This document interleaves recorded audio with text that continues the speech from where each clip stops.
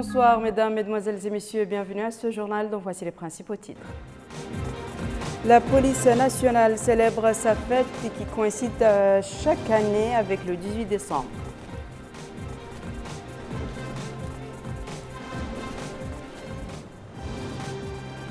Notre pays célèbre aujourd'hui la journée mondiale de lutte contre le sida.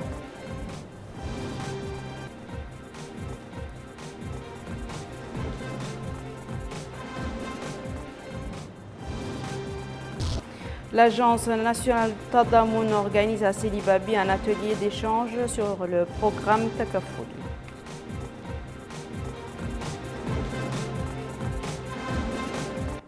Merci mesdames et messieurs de vous joindre à nous. Nous ouvrons ce journal par la décoration de certains fonctionnaires et employés de la présidence de la République. À l'occasion de la célébration du 58e anniversaire de l'indépendance nationale, le ministre secrétaire de la présidence de la République, M. Cheikh Mohamed Cheikh Sidiya, a décoré au nom du président de la République de la médaille de reconnaissance nationale, M. Yaqoub Mohamed Lepouilil et M. Mukhtar Mohamed El-Eid. Décoré de la médaille d'honneur première classe, M. Samba Achour Salem, M. Sidi Mohamed El-Khouri et M. Mohamed Mahmoud El-Biya et M. Masoud Mohamed El-Abd. Décoré de la médaille d'honneur deuxième classe, M. Haratin El-Hur Andallah, M. Bouba El-Khou. Décoré de la médaille d'honneur troisième classe, M. Sel Koul Zaidan. La cérémonie de décoration s'est déroulée en présence d'un conseiller, d'un chargé de mission, du directeur administratif et financier et du chef de service personnel de la présidence de la République.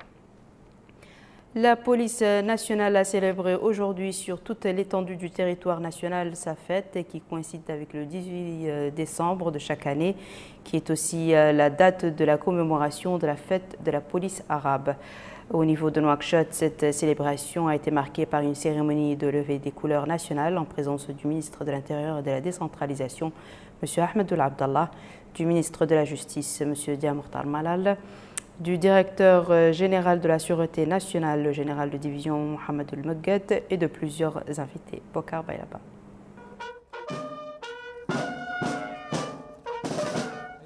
Cette fête coïncide aussi avec la date de la commémoration de la fête de la police arabe.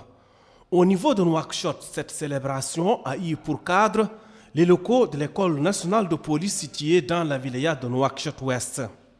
Le ministre de l'Intérieur et de la décentralisation, Ahmedou Ould Abdallah, accompagné du directeur général de la Sécurité nationale, a passé en revue des unités des différentes formations du corps venues présenter les honneurs avant de saluer des officiers, des sous-officiers et des agents de la police nationale.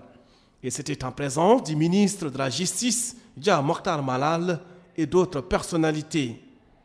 Une cérémonie marquée par la levée des couleurs nationales. Après ce cérémonial, le ministre de l'Intérieur et de la décentralisation, Ahmedou Ould Abdallah, a prononcé une allocution dans laquelle il a souligné que ces éléments ont suivi une formation physique et théorique intégrée leur permettant de réunir les connaissances nécessaires pour mener à bien leur mission avec efficience. Il a ajouté que la formation de ces éléments est de nature à renforcer la police nationale capable de faire face à tous les défis. Il a en outre fait savoir que la Mauritanie a obtenu des succès remarquables dans la lutte contre le terrorisme, la drogue et le crime organisé. Autre intervention, c'est celle faite par le directeur général de la Sécurité nationale, le général de division Mohamed El-Moghed. Il a mis en exergue dans son intervention les progrès qualitatifs enregistrés par la police nationale au cours des dernières années grâce à une série de réformes et de réalisations successives portant sur le développement des infrastructures et des ressources humaines pour accompagner l'évolution de la criminalité. Des efforts salués par Interpol. De son côté, le directeur de l'École nationale de la police, Yahvoul Amar, a indiqué que les éléments ont bénéficié d'une formation intensive couvrant plusieurs domaines liés aux missions de la police, selon une approche combinant l'adaptation des besoins de la composante et des exigences de l'opération sur le terrain. Au terme des allocutions, plusieurs éléments ont reçu des attestations de formation des distinctions remises des mains de plusieurs personnalités. L'assistance a eu droit à une série de démonstrations illustrant des scènes d'assaut. Par ailleurs, un exposé a été fait sur l'importance du système WiMAX, dont le principe consiste à transmettre des données numériques à haute fréquence et sur de larges distances. À Nouadhibou également, la police a célébré sa fête nationale. Cette cérémonie a été présidée par le Wali Moussaïd, M. Mohamed Mahmoud Mustafa, et le commandant de la première région militaire, M. Ahmed Abdelwadoud, et le directeur général de la sûreté. À Zouerat, la police était à l'honneur. Une cérémonie a été organisée à l'occasion de sa fête nationale qui coïncide avec le 18 décembre de chaque année. Plusieurs activités étaient au menu de cette cérémonie. À l'instar de la communauté internationale, notre pays a commémoré aujourd'hui la journée mondiale de lutte contre le sida. L'objectif était de sensibiliser l'opinion nationale sur la gravité de cette pandémie, de renouveler la solidarité avec les personnes vivant avec le virus du sida et de promouvoir le dépistage volontaire et anonyme. L'événement a donné lieu à une cérémonie présidée par le ministre de la Santé, professeur Khan Boubacar. Précision avec Melka Naqli. Connais ton statut, c'est sous ce thème que notre pays a commémoré, à l'instar de la communauté internationale, la Journée mondiale de lutte contre le sida. Cette journée est organisée dans le but de sensibiliser l'opinion nationale sur la gravité de cette pandémie, de renouveler la solidarité avec les personnes vivant avec le virus du sida et de promouvoir le dépistage volontaire et anonyme.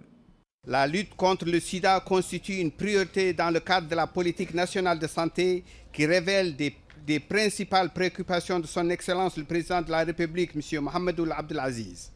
Cette priorité est reflétée dans la stratégie et approches qui ont été traduites sur le plan d'action du gouvernement. Ces stratégies soutenues par le PNDS 2012-2020, intégrées dans la SCAP, qui stipule notamment que la politique du secteur de la santé sera dorénavant guidée par l'esprit de la Constitution du pays qui prône le droit aux citoyens au bien-être. Pour faire face efficacement au problème du sida, notre pays mettra l'accent sur le dépistage, la prise en charge et soutenir les personnes vivant avec ce virus afin d'éliminer cette maladie. Pour sa part, le secrétaire exécutif national de lutte contre le sida, le professeur Abdallahi Ould-Sidi Ali, a souligné que son secrétariat est en train de mettre en œuvre un plan opérationnel couvrant la période 2018-2021 et mobilisant toutes les parties prenantes, secteur public et privé, organisations de la société civile et partenaires techniques et financiers pour une meilleure synergie d'action. Il a enfin indiqué que d'ores et déjà, plusieurs actions ont permis de baliser le chemin vers un accès universel de prévention, de traitement et de soins. Quant au représentant de l'ONU-SIDA, le Dr Moustapha Ould-Atiq, il a précisé que cette journée est l'occasion pour la communauté de s'unir contre le VIH, de manifester son soutien avec les personnes vivant avec la maladie et de se souvenir de celles qui ont perdu leur vie à cause du sida. La cérémonie a été marquée également par des interventions qui ont unanimement salué les efforts entrepris pour combattre la maladie et assister les personnes déjà atteintes par la pandémie. Pour lutter efficacement contre cette pandémie, le gouvernement pratique la stratégie tester et traiter et a adopté la stratégie d'intégration de la prise en charge du VIH-Sida au sein des structures du gouvernement qui sera généralisée au cours de 2019. Nous restons toujours dans le domaine de la santé pour parler de l'ouverture d'un atelier sous le thème « Une seule santé ». L'objectif de l'atelier est la mise en œuvre des capacités clés du RSI en 2005 et les performances des services vétérinaires. Il était organisé par le ministère de la Santé en collaboration avec l'OMS et l'Organisation mondiale de la santé animale. Abdullah Damaba.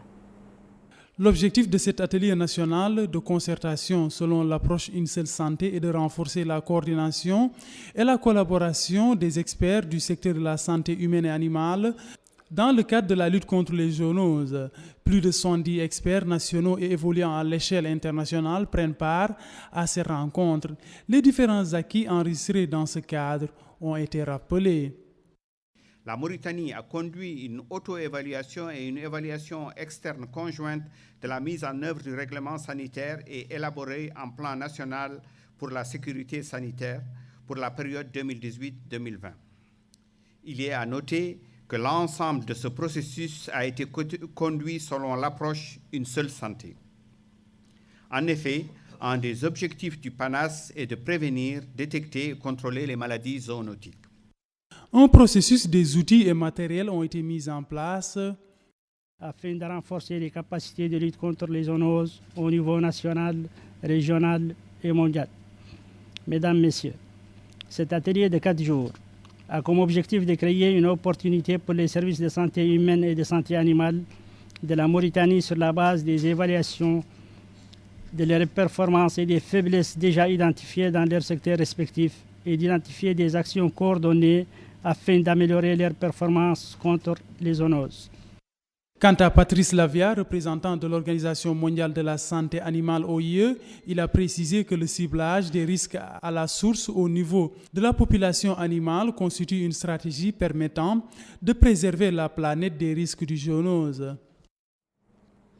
Et pour parler mauritano-sénégalais sur les mesures visant à mettre en œuvre l'accord de pêche entre les deux pays ont débuté ce matin à Nouakchott. Ils sont présidés par le ministre des Pêches et de l'économie maritime, M. Yahya Abdeldaim, et son homologue sénégalais, M. Omar Gueye, compte rendu de Malika Nakli.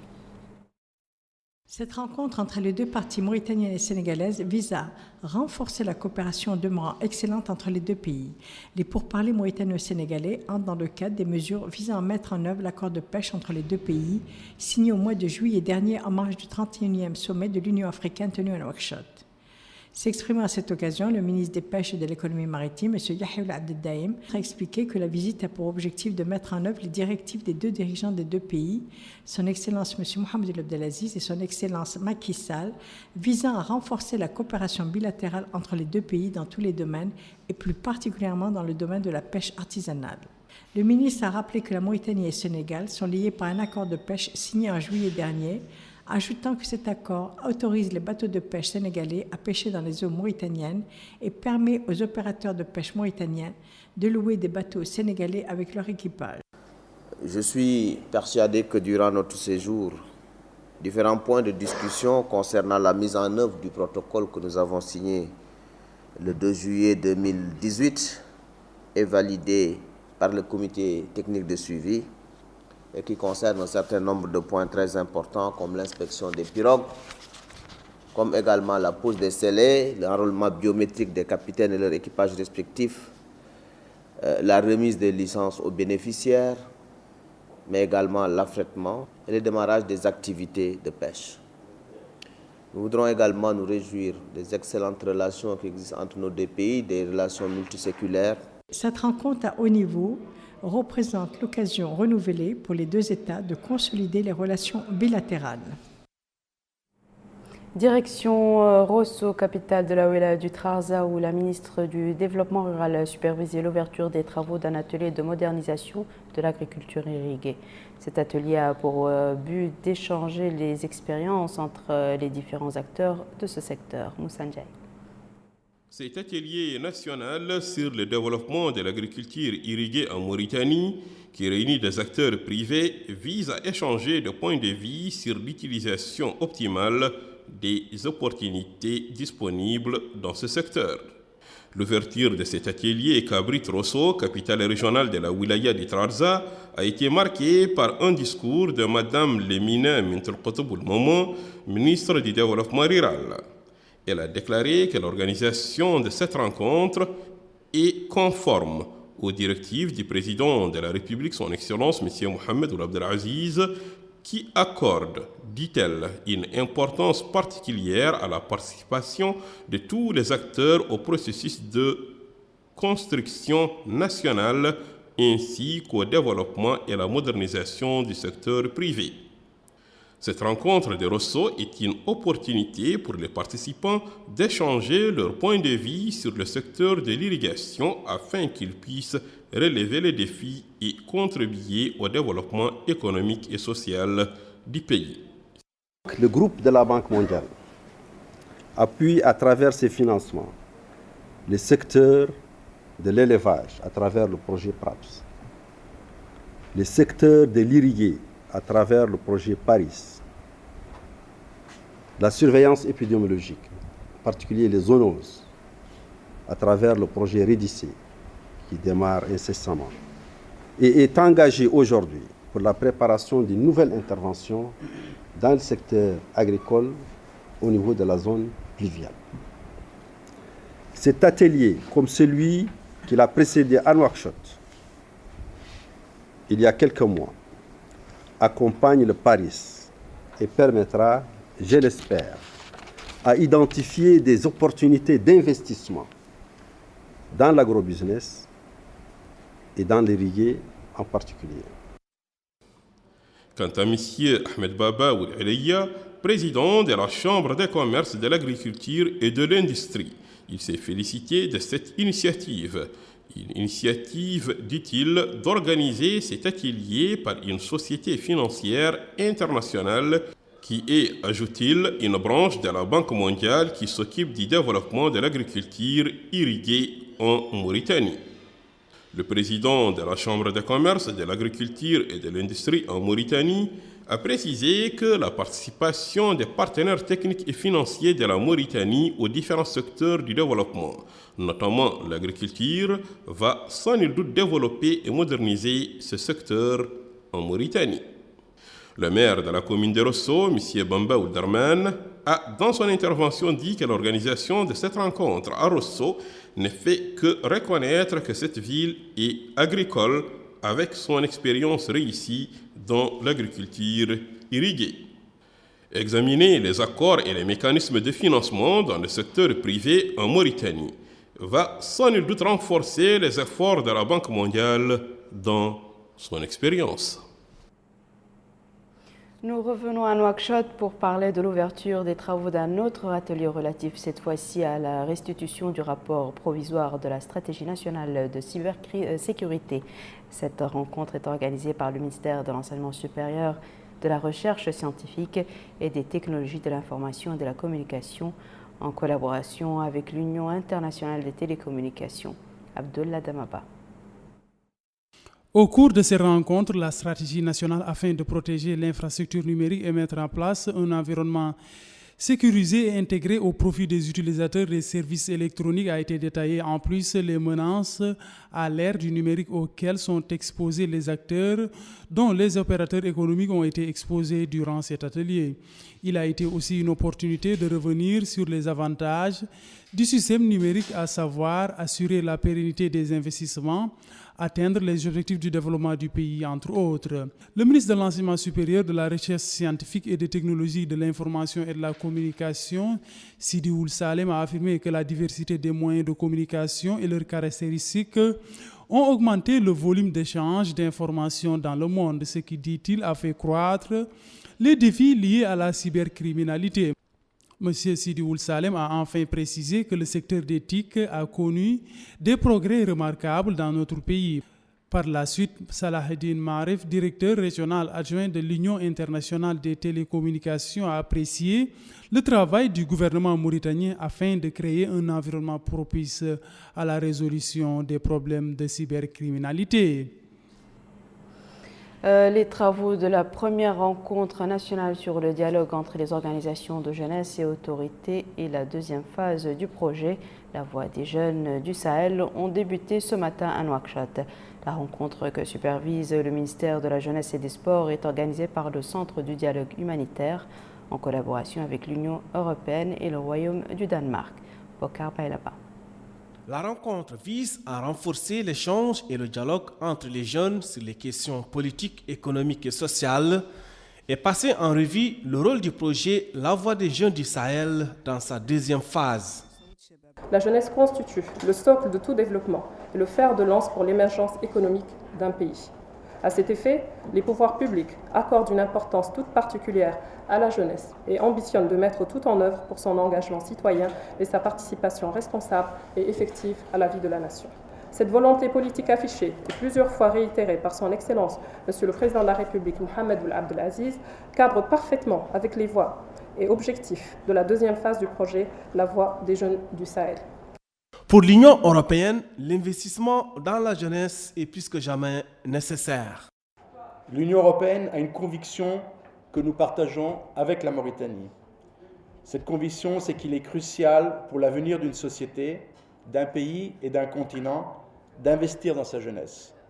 C'est ainsi que les préoccupations et intérêts des jeunes Mauritaniens quant à l'éducation, la formation professionnelle, l'insertion dans le travail, la coexistence harmonieuse entre communautés, la migration, les questions de radicalisation, la participation citoyenne et la sécurité ont pu être identifiés. Également, il a été possible de réaliser une lecture consensuelle entre jeunes et autorités des enjeux et préoccupations de la jeunesse, et ce sont ces résultats importants qu'il faudra maintenant prendre effectivement en compte et mettre en œuvre en vue de répondre à vos attentes. Pour sa part, le conseil politique auprès du Centre de dialogue humanitaire Ahmed Rezig a indiqué que le projet La Voix des jeunes du Sahel vient répondre aux besoins de cette frange dans la région du Sahel pour éviter aux jeunes de se sentir marginalisés et renforcer l'interaction avec les politiques et stratégies orientées vers les jeunes. Pour rappel, le projet La Voix des jeunes du Sahel a pour objectif d'encourager l'intégration socio-économique et politique des jeunes. Il est mis en œuvre par le Centre pour le dialogue humanitaire et financé par l'Union européenne à travers le Fonds fiduciaire pour l'Afrique et le Danemark. Le projet couvre les 5 pays du G5 Sahel, Mauritanie, Mali, Burkina Faso, Niger et Tchad. À Nouadhibou, la délégation des hommes d'affaires marocains a fini sa visite d'information à la zone franche. Cette visite a pour objectif de s'informer sur les potentialités qu'offre cet important pôle économique. La délégation s'est rendue également au siège de la SNIM et au port autonome de Nouadhibou. Moussa Ndiaye.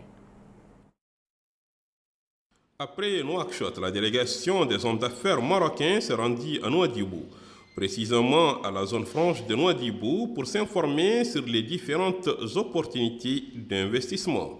C'est ainsi donc qu'elle a tenu une rencontre avec M. Mohamed Ouledaf, président de la zone franche de Nouadhibou, en présence de ses proches collaborateurs et plusieurs hommes d'affaires marocains et mauritaniens.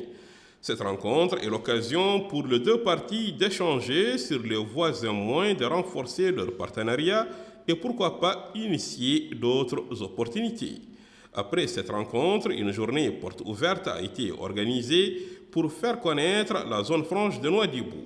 Cette activité a été marquée par la présentation de la zone franche de Nouadhibou et les résultats qu'elle a obtenus dans ses différents projets et actions.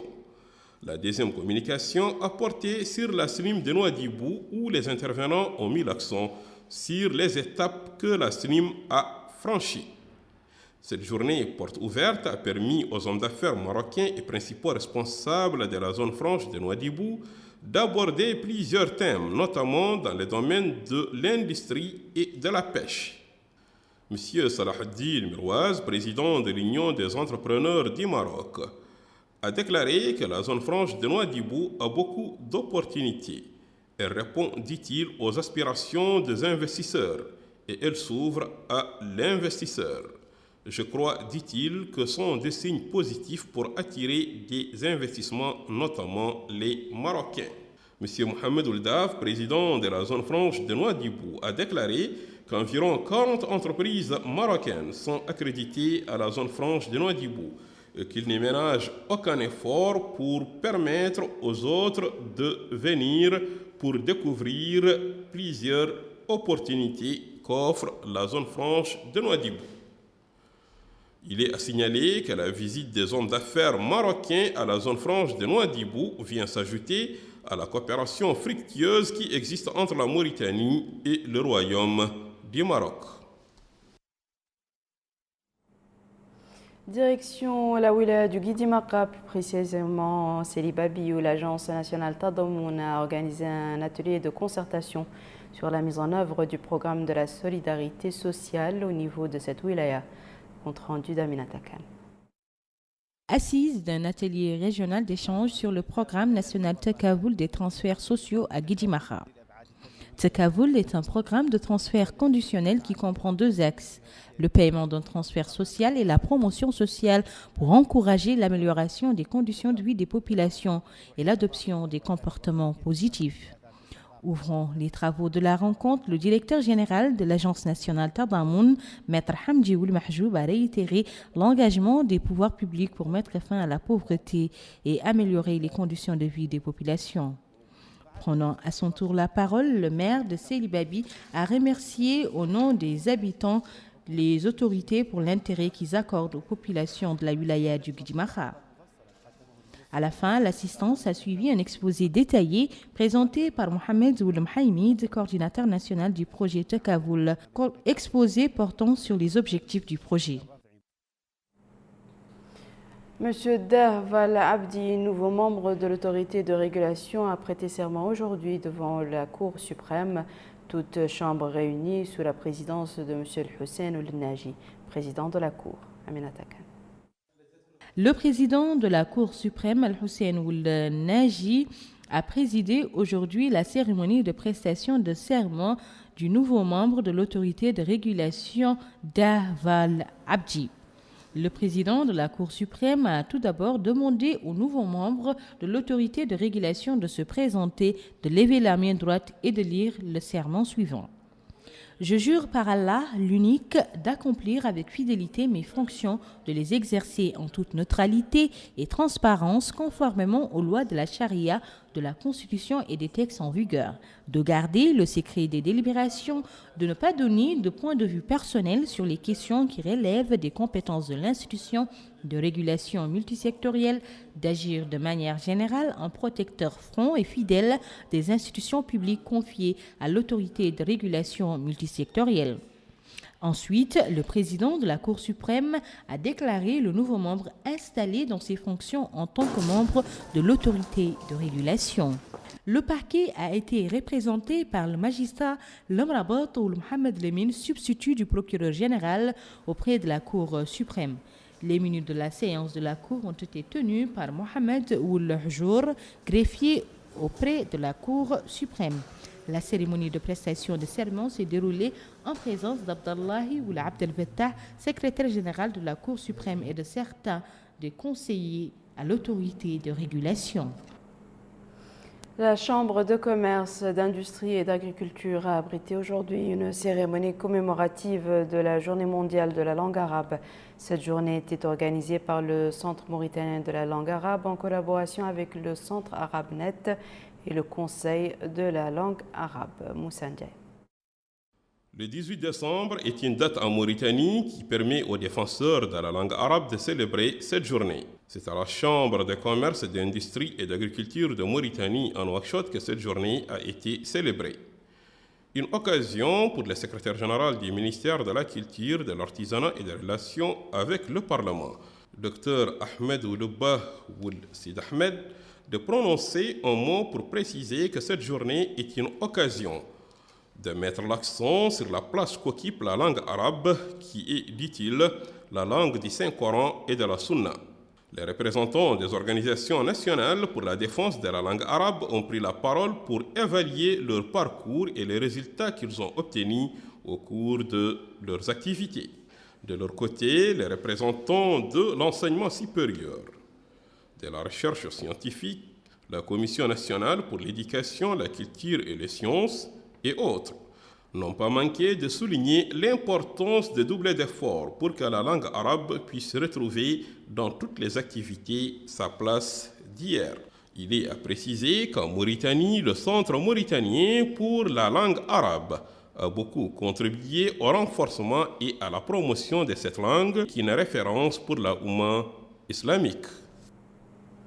Les locaux de l'Institut supérieur de la jeunesse et des sports de Nouakchott ont abrité une session de formation dans les domaines de la gestion, du rôle de la jeunesse et des techniques informatiques. Cette formation au profit de 33 délégués du ministère de la Jeunesse et des Sports permettra à ces derniers d'être dotés des outils nécessaires, ce afin de leur permettre d'être aptes à prendre en charge la gestion des maisons des jeunes. En plus de cette formation au profit des délégués de la Jeunesse et des Sports, 20 cadres de ce même département ministériel vont être formés en matière d'informatique. Le secrétaire général du ministère de la Jeunesse et des Sports, Mohamed Ould Abdi, a déclaré que cet atelier est très important. Il permettra, dit-il, de renforcer les compétences des employés du ministère de la Jeunesse et des Sports. La formation au profit des 33 délégués de la Jeunesse et des Sports va durer 10 jours, tandis que celle des 20 cadres s'étale sur 5 jours. Les protocoles additionnels d'Abidjan, Côte d'Ivoire relatifs aux normes et standards environnementaux dans le domaine des activités pétrolières et gazières offshore ont fait l'objet aujourd'hui à Nouakchott d'un atelier de sensibilisation organisé par le ministère de l'Environnement et du Développement durable.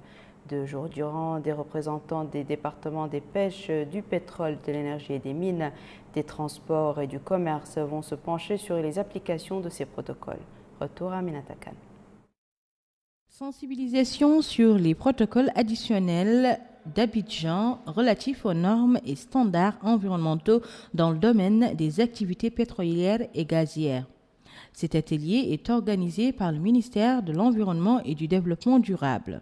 Ouvrant les travaux de la rencontre, le secrétaire général du ministère de l'Environnement et du Développement durable, Madi Ould Taleb, a précisé que la Mauritanie est consciente des dangers de la pollution maritime et la dégradation de la diversité biologique du littoral. Elle a ratifié en 2011 l'accord portant sur la coopération en matière de protection et d'investissement dans le milieu maritime et les zones côtières en Afrique de l'Ouest, du Sud et du Centre, connu sous le nom de protocole additionnel d'Abidjan. Il poursuit en indiquant que, jugeant que ces protocoles répondent parfaitement aux conditions requises pour l'exploitation et la protection des ressources maritimes pour un développement durable, notre pays a offert les moyens et outils nécessaires pour l'intervention et la gestion des domaines maritimes et des systèmes environnementaux maritimes et côtiers. À l'heure où nous évoluons vers une recrudescence des activités d'exploration pétrolière et gazière offshore le long de la façade atlantique sud-est qui concerne, si vous voulez, la zone géographique de la Convention d'Abidjan, nous faisons face à des défis environnementaux majeurs qu'il est important de prendre en compte face justement à cette recrudescence des activités pétrolières et gazières offshore. Je suis heureux de constater que les pays de la Convention d'Abidjan ont pris des dispositions juridiques contraignantes visant à harmoniser et à réconcilier l'utilisation des ressources pétrolières et gazières et la préservation de l'environnement marin et côtier. 2 jours durant, des représentants des départements des pêches, du pétrole, de l'énergie et des mines et des transports ainsi que du commerce vont se pencher sur les applications de ces protocoles. La Confédération libre des travailleurs de Mauritanie a organisé ce matin à Nouakchott une session de formation au profit des travailleurs dans le secteur minier. L'objectif est de prévenir et sensibiliser sur la sécurité dans ce secteur. Cette rencontre est organisée en collaboration avec une autorité d'entraide belge. Le secrétaire général de la Confédération, M. Samouri El-Bey, a insisté sur l'importance de cette rencontre eu égard aux informations qui sont fournies aux travailleurs. Voici à présent, mesdames et messieurs, le rappel des titres. La police nationale célèbre sa fête qui coïncide chaque année avec le 18 décembre.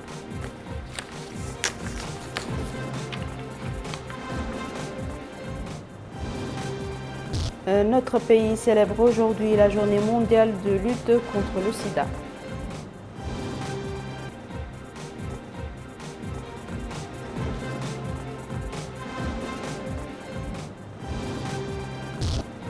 L'Agence nationale Tadamoun organise à Sidi Babi un atelier d'échange sur le programme Takafoul.